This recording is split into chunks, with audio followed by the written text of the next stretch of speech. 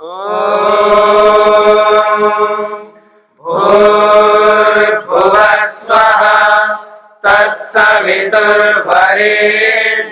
भर्गो देवस्य धीमहि धियो यो नः प्रचोदयात्।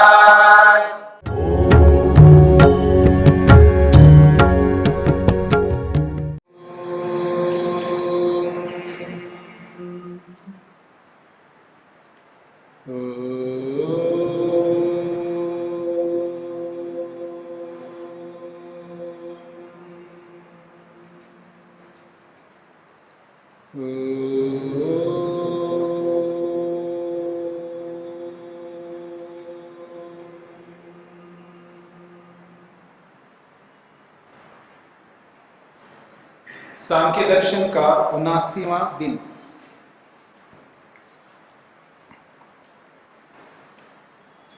अध्याय 6, पृष्ठ संख्या 150, सूत्र संख्या 31।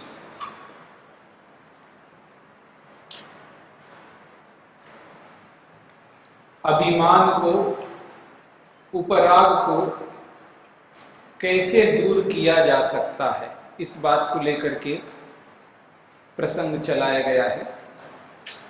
मानना और न मानना, इस मानने और न मानने में संपूर्ण जीवन का उद्देश्य छिपा हुआ है।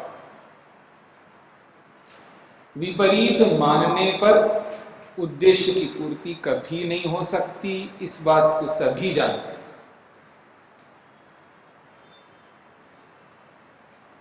लेकिन मानते हुए भी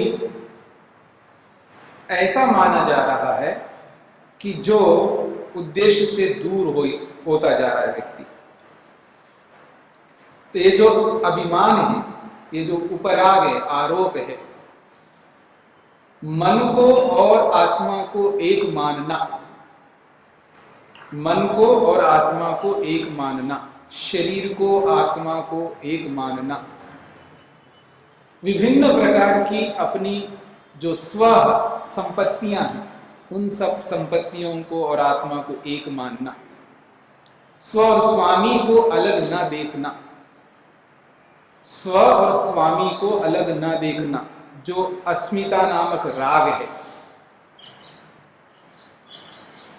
इसके कारण से संपूर्ण ब्रह्मांड में जितने भी मनुष्य हैं, और ये सबके सब मनुष्य किसी ना किसी रीति से, किसी ना किसी पद्धति से ये इस स्वस्वामी संबंध से इतना संयुक्त है, इतना आबद्ध है, इसी अभिमान में जीवन चल रहा है, इसी अभिमान में पैदा हो रहा है व्यक्ति, इसी अभिमान में बड़ा हो रहा है, इसी अभिमान में वो बूढ़ा हो रहा है, और इसी अभिमान में इतिश्री हो रहा है। तो ये जो मानना है बहुत महत्वपूर्ण है। क्या माना जाए?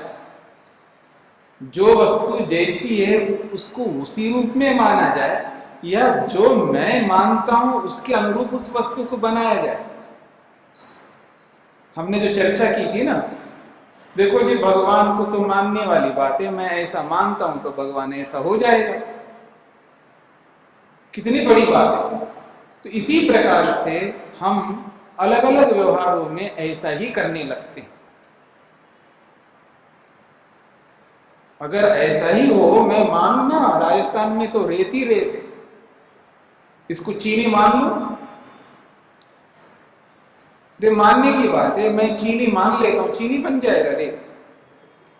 मैं भगवान को ऐसा मानता हूं तो ऐसा भगवान बन जाता है। तो रेत को चीनी बनने में क्या दिक्कत है? फिर दुकान में जाकर के चीनी, बूरा, शक्कर, खांड क्यों खरीद के लाते हो?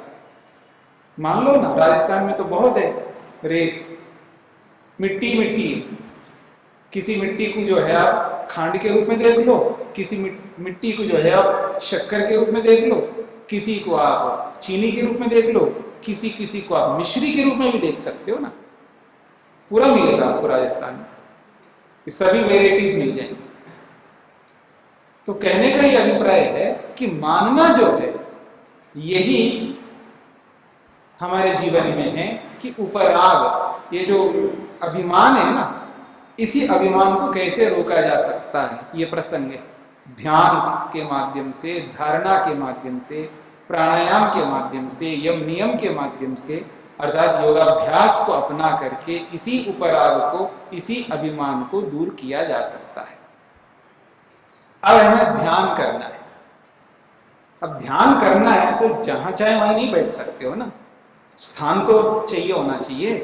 तो कहा जा रहा है तत्र ध्यानादि अनुष्ठाने, जो हमें ध्यान करना है, प्राणायाम करना है, उसका अच्छे ढंग से अनुष्ठान करना है, तो न स्थान नियमः चित्त प्रसादात्।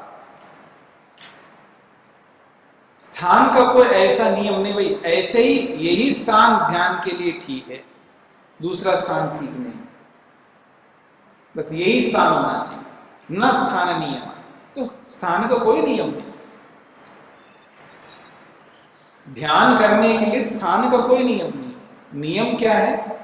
चित्त प्रसाद, चित्त प्रसन्न होना चाहिए, मन प्रसन्न होना चाहिए, मन खुश होना चाहिए, मन में खिन्नता नहीं होना चाहिए, मन के अंदर क्षोभ नहीं होना चाहिए, मन के अंदर कूड़ा करकट भरा हुआ नहीं होना चाहिए।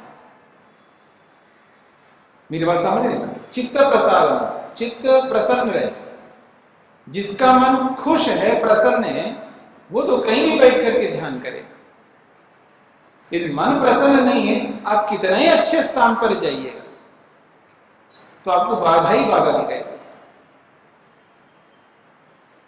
आप क्या समझते कि जंगल में बैठूंगा तो कोई व्यवधान नहीं होगा, शांत होगा, सर सर कुर कुर कर कर की काका सब कुछ आवाज आएंगी वहां पर, चिड़ियों की आवाज, हाँ पता नहीं अलग अलग पशु, अलग अलग पक्षी, अलग अलग कीड़े, अलग अलग मकोड़े, पता नहीं कैसे कैसे चलते हैं वहां पर, सबकी आवाज आएगी।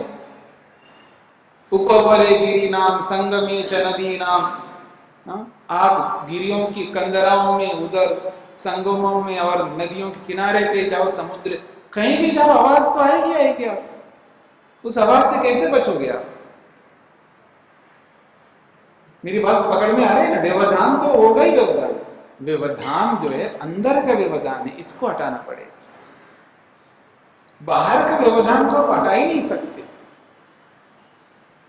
और आदमी अंदर का व्यवधान नहीं हटाता और दूसरों को रोकता रहता है, दूसरों को रोकता रहता है, दूसरों के ऊपर आपत्ति, ये व्यवधान उत्पन्न कर रहा है, ये ऐसा मानता है, आप ये ऐसा कर दिया, वो ऐसा कर दिया, दूसरों को ही छोंकता जाता है, अपने व्यवधान को हटाता नहीं आता। इसलिए अपने व्यवधान को हटा दो ना। हाँ, प्रारंभिक अवस्था में, बिल्कुल प्रारंभिक अवस्था है, अभी अभी सीख रहा है व्यक्ति, तो उसको बाहर का व्यवधान बहुत बाधक होंगे। मेरी बात समझ रहे ना? जो प्रारंभिक व्यक्ति है उसके लिए बाहर के व्यवधान तो बहुत होंगे, इसलिए उसको प्रारंभिक अवस्था में अपना स्थान निश्चित कर लेना चाहिए। ऐसे जगह बैठना चाहिए जहां बहुत अधिक प्रतिकूलताएं ना हो, बहुत अधिक व्यवधान ना हो। देखो ये कुछ तो व्यवधान होगा, पढ़ा ना आपने, कुत्रापि कोपि सुखी ना, मतलब कहीं पर भी, कहीं जाओ, किसी देश में जाओ, किसी स्थान में जाओ, किसी काल में जाओ, आपको पूरा सुख, पूरी अनुकूलता आपको तो मिलेगी। कुछ ना कुछ प्रतिकूलता आपको हर स्थान में मिलेगी। तो क्या करो, प्रारंभिक अवस्था में हमें स्वीकार्य है कि आपको एक स्थान निश्चित कर लेना चाहिए, ताकि आपकी मानसिकता उसके अनुसार बने। उस स्थान पे जाते ही आपका जो अंदर की मानसिकता है, अंदर का जो परिवर्तन है, वो उस स्थान को देखते ही परिवर्तित हो जाए, आप ध्यान के योग्य बन जाए मानसिक तौर पर, फिर वहां जाकर के बैठ करके आप कर लो, ठीक है ना? लेकिन जब आपका अभ्यास हो जाए तो आपको तो वहीं पर तो नहीं रहना है ना, आपको तो घूमना फिरना, सब जगह जाना है। तो आप वही स्थान तो सब जगह नहीं मिलेगा, तो अब क्या करोगे? अब वो स्थान नहीं, इसलिए ध्यान करना बंद कर दोगे। जो मैं घर पे नहीं हूं इसलिए ध्यान नहीं हो रहा है, ऐसा नहीं चलेगा ना। आप कहीं पर भी हो, आपको तो ध्यान करना ही पड़ेगा। तो उसके लिए क्या जरूरत है? वहां स्थान की आवश्यकता नहीं कि यही स्थान हो, वहां मन की आवश्यकता है। मन को बदलो, मन को प्रसन्न करो, यही कहना चाहे। न स्थान नियम चित्त प्रसादना। कहते हैं स्थानस्य नियमो न अपेक्षते, स्थान का नियम कहीं पर भी अपेक्षित नहीं है। चित्त प्रसादा खलु ध्यानम संभवती, चित्त के प्रसन्न होने से, मन के खुश होने से ध्यान संभव हो सकता है। यत्र स्थाने चित्तम प्रसीदे चित्तम आनुकूल्यम अनुभवे तत्र ध्यानादिकम कार्यम। वो कहते हैं यत्र स्थाने, जिस किसी भी स्थान में चित्तम प्रसीदे, आपका मन खुश हो जाए, प्रसन्न हो जाए, और चित्तम आनुकूल्यम अनुभवे, आपका मन आपको सहयोग कर रहा है, हाँ मैं यहां बैठ के ध्यान कर सकता हूं, तत्र ध्यानादिकम कार्य, उस स्थान पर बैठ करके ध्यान कर लो। जहां भी आपका मन खुश हो वहां पर बैठ करके करो, ठीक है।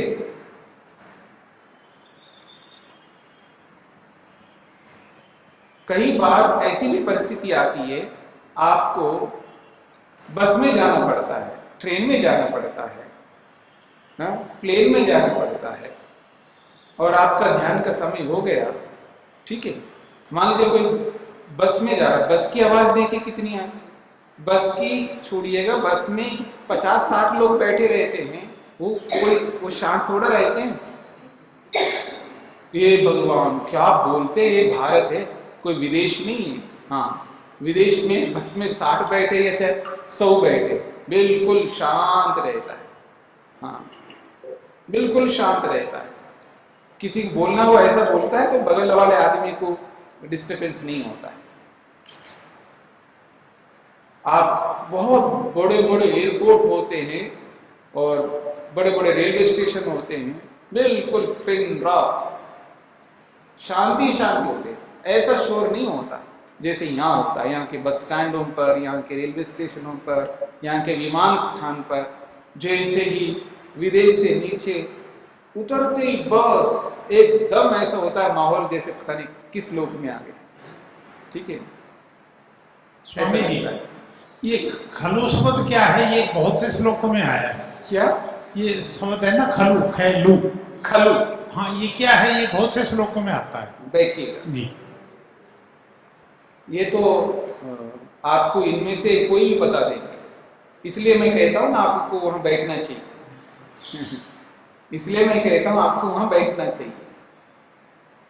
खलु शब्द के बहुत सारे अर्थ होते हैं, ठीक है ना।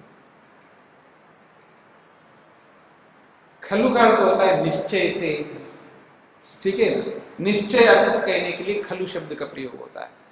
प्रश्न के लिए भी प्रयोग में आता है, प्रश्न करने के लिए, निषेध के लिए भी आता है, ऐसे बहुत सारे अर्थ है उसके, तो प्रसंग के अनुसार उसको देखना होता है।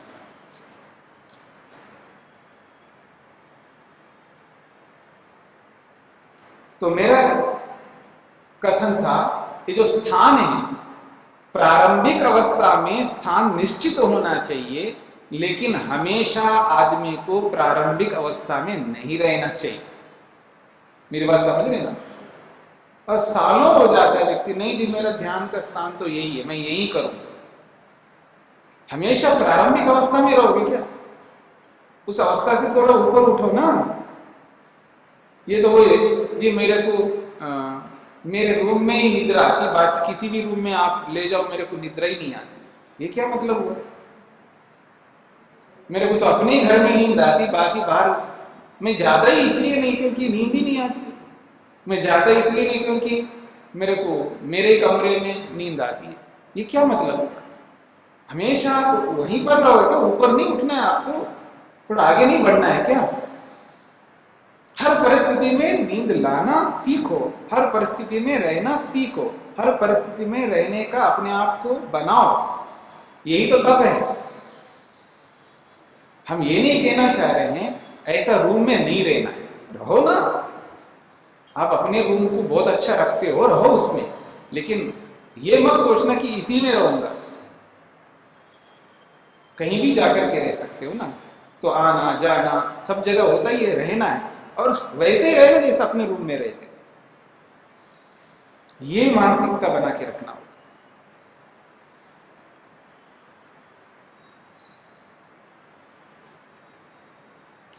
तो स्थान का प्रारंभिक अवस्था में तो नियम है कि प्रारंभ में है तो आप अपना स्थान निश्चित कर लिए ताकि अपनी मानसिकता में जाती ही मानसिकता बनाता है आदमी। लेकिन धीरे धीरे धीरे व्यक्ति को थोड़ा ऊपर उठना चाहिए, फिर वो जहां भी स्थान मिले वहीं पर बैठ करके अपना कर सके। इतनी योग्यता बनाना है तो मन को बदलना पड़ेगा। तो कुछ नहीं करना, मन को खुश कर लो, प्रसन्न कर लो, मन को तृप्त कर लो, तो अपने आप जहां पर भी है वहीं पर आपका ध्यान हो सकता है। आप अपने ध्यान में लगा रहो ना, आप दूसरे में ध्यान ही नहीं दे, बस हो जाएगा आपका ध्यान।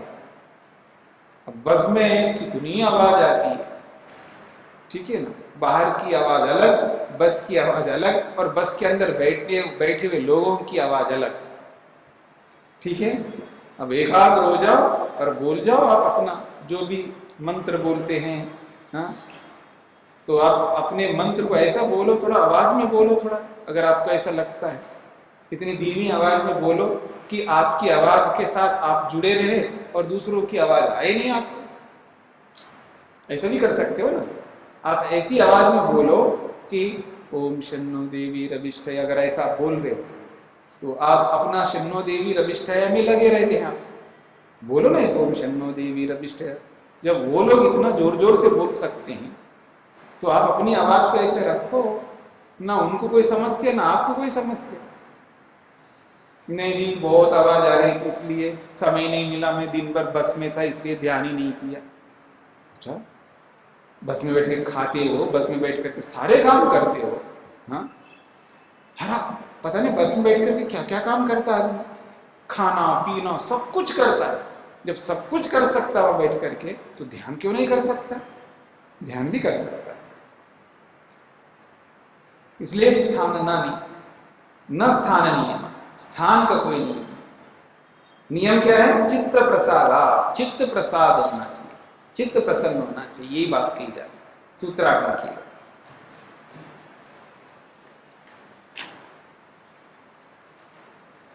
ध्यान करने के लिए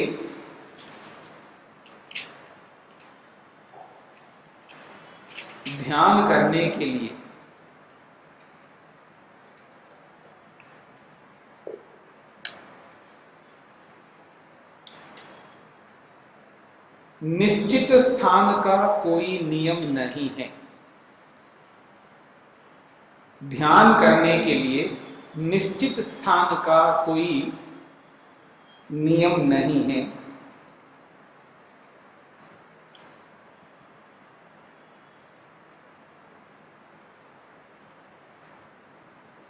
यदि नियम है तो मन का प्रसन्न होना,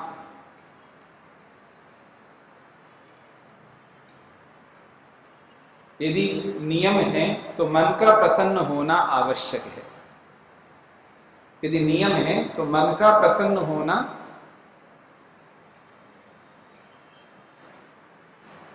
आवश्यक है। जी स्वामी जी, ये ध्यान कोई निश्चित समयावधि पे करने वाली प्रक्रिया है या सतत ध्यान रहना ये उद्देश्य है?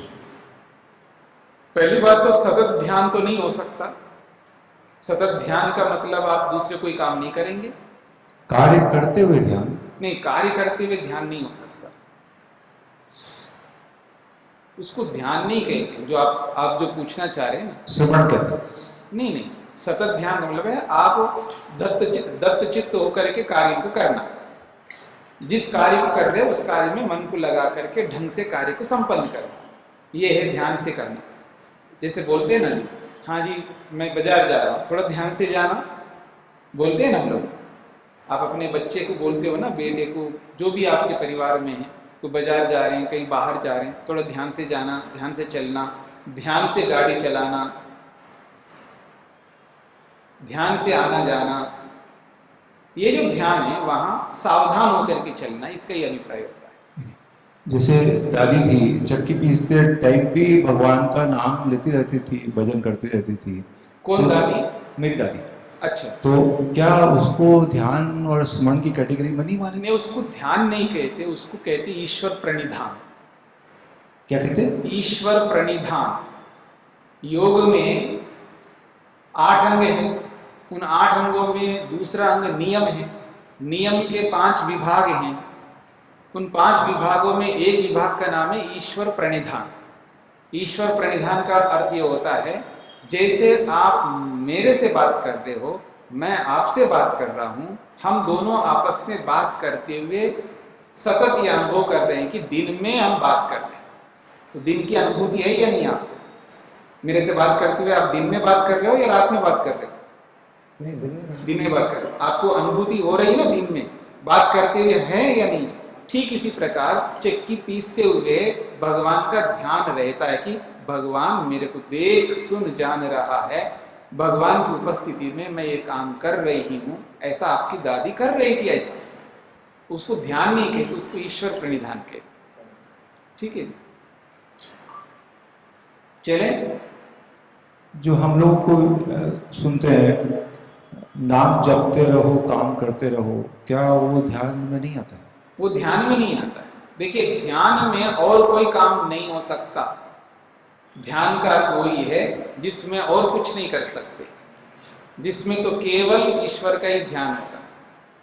दूसरा काम करते वो ध्यान नहीं कह सकते, इसलिए मैंने आपको बताया उसको ईश्वर प्रणिधान कहते हैं। वो ध्यान नहीं है कि माला हाथ में लेकर के ऐसे से फिरोते जो हाँ ये उसको कितने बार बोलते मैं ऐसे कर देना, ठीक है ना, ऐसे कर ऐसे करता जा रहा है आदमी, ठीक है ना, गुस्सा भी करता जा रहा है, माला भी जप रहा है, उसको ध्यान नहीं कहते। मेरी बात समझ रहे हैं? वो ध्यान थोड़ा होता है, ध्यान में गुस्सा थोड़ा किया जाता है। ध्यान में न गुस्सा कर सकते, ध्यान में बात कर सकते, ध्यान में कुछ कोई वृत्ति नहीं उठा सकते ना, सारी वृत्तियों को रोकना होता है ध्यान। तो आप देखने का, बोलने का, इतनी सारी वृत्तियों का प्रयोग कर रहे हो, वो ध्यान नहीं होता है ना, उसको कहते हैं ईश्वर प्रणिधान। यही समझना है। तो जो लोग भी ऐसा कर रहे हैं वो भी ईश्वर प्रणिधान कर रहे हैं, अच्छी बात है। जो लोग भी माला लेकर के करते रहते हैं ना, वो ईश्वर को थोड़ा तो समझते ही है ना। फिर बोलते समय ईश्वर को छोड़ देते, फिर उधर बोलते हैं, फिर उसको छोड़ते इधर करते हैं। मेरी बात समझ रहे हैं? फिर इसको छोड़ते फिर दूसरा काम करते हैं, फिर उसको छोड़ते फिर इधर करते हैं, फिर इसको पकड़ते हैं तो वो नहीं, उसको पकड़े तो ये नहीं, एक समय एक ही काम होता। मेरी बात समझ रहे? और आप कहते नहीं जी वो सरका रहा है, गुस्सा भी कर रहा है सामने वाले को, हाँ उसको डांट भी रहा है, उसको ये भी कर रहा है, वो सरका भी रहा है। हाँ याद रखना, माले को सरका भी रहा है, हाँ सरका है। मन के अंदर इतनी तीव्रता है हमारे में, ये तो कुछ भी नहीं है। जब आदमी साइकिल चला रहा होता है, इतना प्रैक्टिस होता है आदमी का साइकिल चलाने का, वो सामने भी देख रहा होता है, हाँ पैडल भी चला रहा होता है, हाँ घंटी भी बजा रहा होता है, ठीक है ना। और उसके साइकिल पे कोई बैठा हो, उससे मुड़ मुड़ करके उससे बात भी कर रहा होता है, और साथ में जिस बाजार से जिस गली से जा रहा होता है और उस बाजार के दुकानों के नाम भी पढ़ रहा होता है, हाँ ये सारे काम कर रहा होता है। तो क्या समझते हैं सारे काम एक साथ हो रहे हैं? होते रहे तो बारी बारी से हो रहे, तो बारी बारी इतनी तीव्रता से हो रही होती है, हमको पकड़ में नहीं आता। ठीक इसी प्रकार से वो माला भी सरका रहा है, उधर गाली भी दे रहा है, हाँ गाली भी देता है, गुस्सा भी कर रहा है व्यक्ति, माला भी फेर रहा है, भगवान का भी नाम ले रहा है साथ में, और उधर गाली दे रहा है, गुस्सा कर रहा है, डांट रहा है, हाँ उसको दिखा भी रहा है, हाँ और ईगो भी कर रहा है, अहंकार भी कर रहा है, सब कुछ कर रहा होता है, और इधर माला भी फेर रहा होता है। तो वो बारी बारी से हो रहा होता है। इतनी तीव्रता है मन की, इतनी गति से मन चलता हो रहा होता है, तो हमें पकड़ में नहीं आता। वो होता बारी बारी से, एक समय नहीं, एक ही समय में गाली भी दे, उसी समय में माले को, मन के को सरका दे, ये नहीं हो सकता। वो बारी बारी से होता है, ऐसे समझना चाहिए। हाँ स्वामी जी, अगर वो गाली न भी दे और माला फेरता रहे, तब भी ध्यान कहलाएगा क्या? नहीं, ध्यान तो है ही नहीं ना, बताया ना, वो ईश्वर प्रणिधान बोला है ना। तो आपका कहने का मतलब है हाँ क्यों नहीं ईश्वर प्रणिधान, कम से कम मैं ओम ओम बोल रहा हूँ, गाली भी दे रहा हूँ, गाली देते समय ओम ओम नहीं बोल रहा हूँ, ओम ओम बोलते समय गाली नहीं दे रहा हूँ। वो बोलता तो नहीं रहा, वो तो सरकार है, मन के सरकार है, मन के सरकार है ऐसा। तो अच्छा ही काम है, मन के सरकार ना, कोई बुरा काम थोड़ा है।